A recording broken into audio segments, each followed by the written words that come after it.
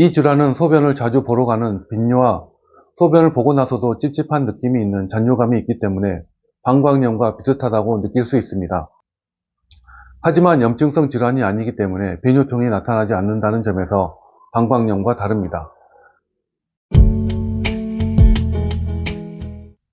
안녕하세요. 윤성국 원장입니다. 2017년 통계를 보면 우리나라에서 약 150만 명의 여성들이 해마다 방광염으로 치료를 받고 있다고 합니다. 방광염은 여성들에게 흔히 발생하는 질환 중 하나입니다. 하지만 이 질환을 가볍게만 볼 수 없는 게 첫째, 재발이 작고 둘째, 방치하면 폐혈증으로 이어져서 생명의 위협이 될 수 있기 때문입니다. 그래서 이번에는 방광염의 정확한 증상에 대해서 알아보고 방광염으로 오인할 수 있는 질환에는 어떤 것들이 있는지 살펴보고자 합니다.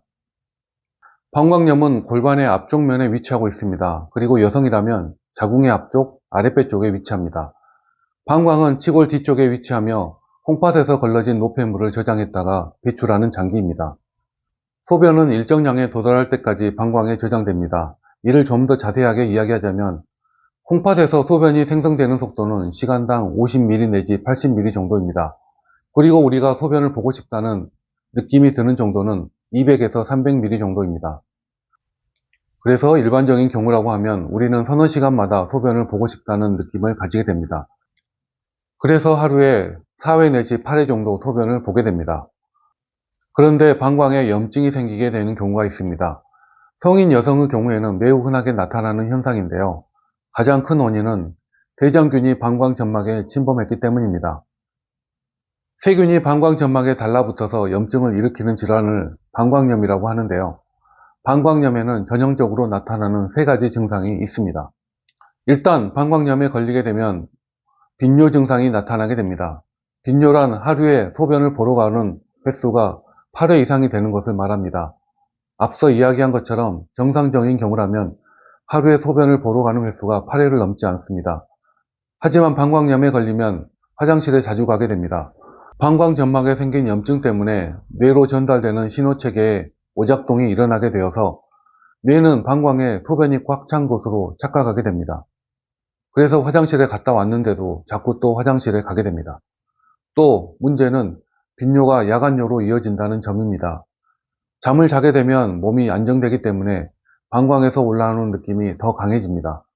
그래서 방광점막에 생긴 염증은 밤에 더 민감하게 느껴지게 되며 자다가 일어나서 화장실에 가게 됩니다. 야간뇨가 고통스러운 점은 깊은 잠을 잘 수 없다는 데 있습니다. 잠을 제대로 못 잠으로 다음날 컨디션이 나빠지게 되며 이런 현상이 장기간 진행된다면 삶의 질이 떨어지게 되어 고통을 받게 됩니다. 방광염에 걸리면 나타나는 두 번째 증상으로 배뇨통이 있습니다. 배뇨통이란 소변을 볼 때 요도나 방광 부위가 화끈거리거나 찌릿한 통증이 느껴지는 것을 말합니다. 물론 배뇨통을 일으키는 질환은 여러 가지가 있을 수 있기 때문에 감별 진단이 필요합니다.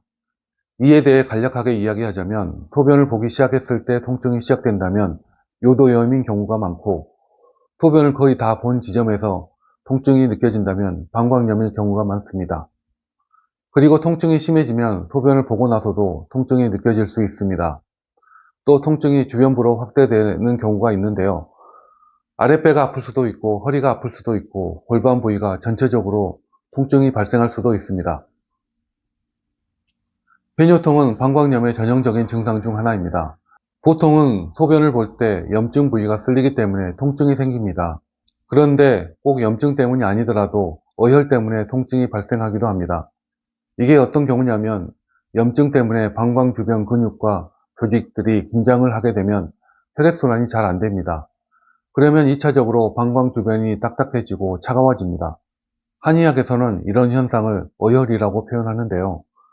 방광 주변에 어혈이 생기면 콕콕 쑤시는 통증이 발생하게 됩니다. 이 어혈이 생기는 경락에 따라서 아랫배가 아플 수도 있고 허리가 아플 수도 있고 회음부가 아플 수도 있고 골반 전체가 시리고 아플 수도 있습니다. 방광염에 걸리면 나타나는 세 번째 증상으로 잔뇨감이 있습니다. 건강한 사람인 경우 소변을 보고 나면 시원합니다. 그리고 서너 시간이 지나야 다시 소변이 마려워집니다. 하지만 방광염으로 잔뇨감이 생기면 소변을 보고 나서도 시원하다는 느낌이 없습니다. 오히려 소변이 덜 나온 것 같아 불쾌한 느낌이 생깁니다. 이처럼 소변을 보고 나서도 소변을 보고 싶다는 요의가 완전히 사라지지 않는 현상을 잔뇨감이라고 부릅니다. 방광염으로 잔뇨감이 생기는 이유는 염증 때문입니다. 방광점막에 염증이 생기면 방광 근육의 수축과 기능에 영향을 줄 수 있습니다. 이로 인해 방광을 완전히 비우지 못하거나 소변이 남아있는 느낌을 받게 됩니다. 또 방광 주변 근육이 긴장을 해도 잔뇨감을 느낄 수 있습니다. 즉, 염증으로 인해 방광과 주변 근육이 긴장하거나 경직될 수 있으며 이로 인해 방광이 완전히 비워지지 않는 잔뇨감을 느낄 수 있습니다. 하지만 빈뇨, 배뇨통, 잔뇨감을 일으키는 질환이 방광염만 있는 것은 아닙니다. 방광염과 비슷하지만 아주 다른 질환들이 있습니다. 그중 방광염으로 오인되기 쉬운 대표적인 질환으로 첫 번째, 과민성 방광이 있습니다. 과민성 방광이란 결방뇨를 특징으로 하는 비염증성 질환으로 갑자기 요의가 느껴져서 참기 힘든 증상을 말합니다. 만약 화장실에 갈 때까지 소변을 참지 못하면 결박성 요실금이라고 하고 소변을 참을 정도라고 하면 과민성 방광이라고 합니다. 이 질환은 소변을 자주 보러 가는 빈뇨와 소변을 보고 나서도 찝찝한 느낌이 있는 잔뇨감이 있기 때문에 방광염과 비슷하다고 느낄 수 있습니다. 하지만 염증성 질환이 아니기 때문에 배뇨통이 나타나지 않는다는 점에서 방광염과 다릅니다. 한의학적인 면에서도 방광염은 소변 분리에 해당하고 과민성 방광은 소변 불금에 해당하기 때문에 서로 정반대가 되는 처방을 사용하게 되는 만큼 감별 진단에 세심한 주의가 필요합니다. 또 요로결석 또한 방광염으로 오인되기 쉬운 질환입니다. 요로결석은 신장, 방광, 요도 등에 결석이 생겨서 통증을 일으키는 질환입니다. 이 질환은 통증이 심한 편입니다. 그래서 방광염의 배뇨통과 비슷한 면이 있습니다.